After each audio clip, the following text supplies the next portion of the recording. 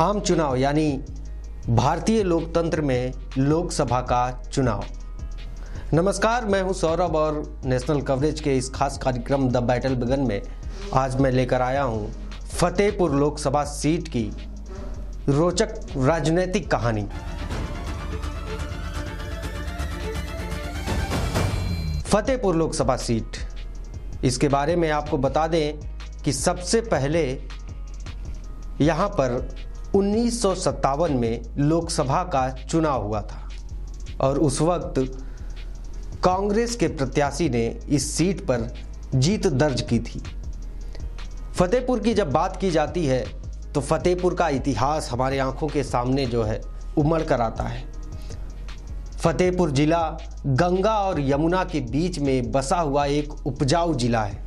इस लोकसभा सीट की जब बात की जाती है तो उसमें जातीय समीकरण का बहुत बड़ा योगदान सामने आता है। फतेहपुर लोकसभा सीट, यहाँ की टोटल जनसंख्या लगभग 26,32,733 है, जिसमें लगभग 18% कुर्मी समाज, 31.4% निषाद समाज, 25.7% एससी और एसटी, वहीं सामान्य कैटेगरी के लोगों की जनसंख्या 11.4% मानी जा रही है, जहां 13.4% मुस्लिम जनसंख्या या यूं कहें कि मुस्लिम समाज निवास करता है। सूत्रों के हवाले से अगर बात की जाए तो फतेहपुर लोकसभा सीट में गंगा और यमुना के किनारे बसा हुआ निषाद समाज लोकसभा चुनाव में जिस भी प्रत्याशी को एक मुश्त वोट कर देता है, वह प्रत्याशी इस लोकसभा सीट से विजयी होता है। अब हम आपको बताते हैं इस लोकसभा सीट का इतिहास। फतेहपुर लोकसभा सीट जो इलाहाबाद मंडल के बीच का एक जिला है। फतेहपुर जिले को गौतमाना नाम से भी जाना जाता है। यह इतिहास में कभी गौतम ठाकुरों की रियासत अरगल स्टेट की राजधानी भी रह चुकी है। 2009 में राकेश सचान ने बीएसपी के महेंद्र प्रसाद निषाद को हराया था और जीत दर्ज की थी। उस समय राकेश सचान को लगभग 2,18,953 मत प्राप्त हुए थे। यह पूरी जनसंख्या का जो पूरा आंकड़ा है वह लगभग 31.53% वोट राकेश सचान को वहां की जनता ने दिया था। 2014 में भारतीय जनता पार्टी की सांसद साध्वी निरंजना ज्योति ने यहां से जीत दर्ज की थी और उन्होंने बीएसपी के अफजल सिद्दीकी को लगभग 1,87,000 मतों से हराया था। आपको बता दें कि साध्वी निरंजना ज्योति केंद्र की सरकार भारतीय जनता पार्टी की केंद्रीय मंत्री भी हैं। इस लोकसभा सीट की बाहुल्य जनसंख्या जो निषाद समाज की है, जो गंगा और यमुना के किनारे बसती है, उसका प्रतिनिधित्व करती हैं और उसी समाज से आती हैं। फतेहपुर लोकसभा सीट की बात की जाए तो यहाँ पर 6 विधानसभाएं हैं, जिनका नाम क्रमशः जहानाबाद, बिंदकी, अयासा, हुसैनगंज और खागा हैं। इन 6 विधानसभाओं में 5 विधानसभाओं में भारतीय जनता पार्टी के विधायक हैं। 2014 में जब भारतीय जनता पार्टी की सांसद साध्वी निरंजना ज्योति यहाँ से जीती थी तो यहाँ की जनता को काफ़ी उम्मीदें थीं कि केंद्र में भी बीजेपी की सरकार है और हमारी सांसद भी भारतीय जनता पार्टी से आती हैं, तो यहाँ के लोगों को काफ़ी उम्मीदें थी कि उनकी जो मूलभूत समस्याएं हैं उनका निराकरण हो जाएगा। ये तस्वीरें फतेहपुर लोकसभा सीट की ही हैं, जो सांसद द्वारा किए गए कागजी विकास कार्य को बखूबी बयां कर रही हैं।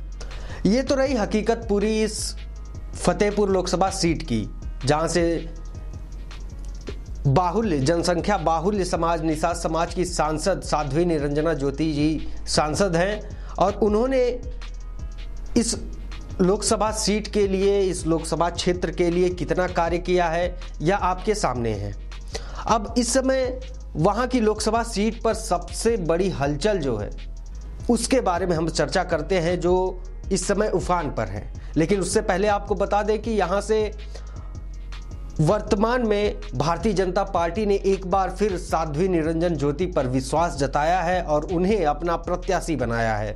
वहीं कांग्रेस ने राकेश सचान को, जो एक 2009 में सांसद थे, उन्होंने फिर से उन पर एक बार दांव खेला है और वहीं गठबंधन ने सुखदेव वर्मा को यहां से अपना प्रत्याशी बनाया है। हम बात कर रहे थे एक हलचल की जो इस समय फतेहपुर लोकसभा सीट में चल रही है। उस हलचल का नाम है संतोष साहनी निषाद। संतोष साहनी निषाद के बारे में आपको बता दें, संतोष साहनी मऊ जनपद के रहने वाले हैं और लगभग 4 वर्षों से फतेहपुर लोकसभा सीट पर वहां के क्षेत्र में, वहां की जनता के बीच काफी सक्रिय रहे हैं और इन्होंने अब तक लगभग 500 से ज्यादा छोटी बड़ी जनसभाएं, जन चौपाल के माध्यम से वहां के आम जनता के साथ जुड़ने का प्रयास किया है।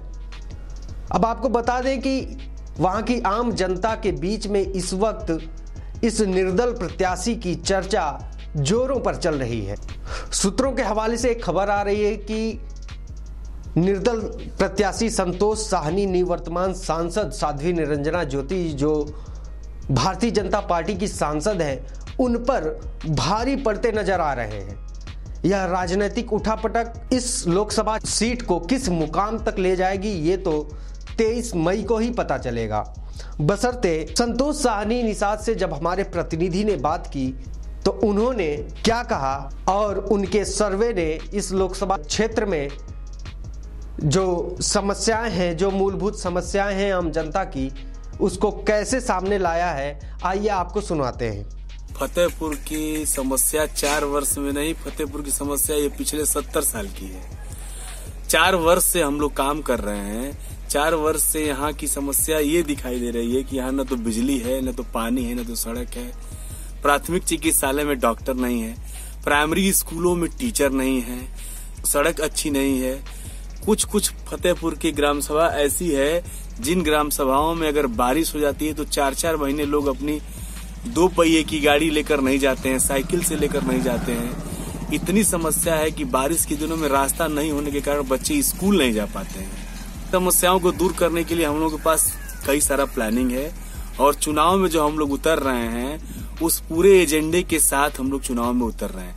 हमारे पास 15 चुनावी मुद्दे हैं जिन मुद्दों को आधार बनाकर हम लोग जनता के बीच में जाएंगे और एक एक आदमी से उस मुद्दे पर चर्चा की जाएगी और उस पर बात की जाएगी और उन्हीं मुद्दों के आधार पर हम लोग जो है अपने आप को चुनाव में प्रस्तुत करेंगे। पानी की समस्या यहाँ इतनी बड़ी है कि 700, 800, 300, 350 से टीडीएस कम कहीं नहीं मिलता है। वहां पर हम लोगों ने लगभग 400 हैंड पाइपों के सैंपल टेस्ट किए तो उसका टीडीएस आता है 350, 400 और अधिकतम 700, 750 टीडीएस का पानी लोग पी रहे हैं। जिस पानी से लोग नहाना पसंद नहीं करते हैं उस तरह का पानी फतेहपुर जनपद के लोग पीते हैं। अब आप ये सोचिए कि इतना प्रदूषित, इतना दूषित पानी अगर जनता पिएगी तो उस जनता में बीमारी फैलेगी कि नहीं फैलेगी। और जब जनता बीमार होगी तो हम लोग, वहाँ प्राथमिक चिकित्सालय है नहीं, फिर वो भाग के दूर जाएंगे।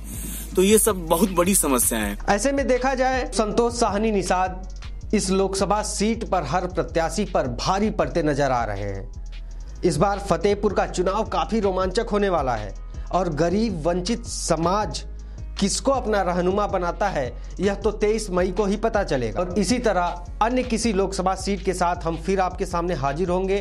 तब तक देखते रहिए नेशनल कवरेज पर द बैटल बिगिन।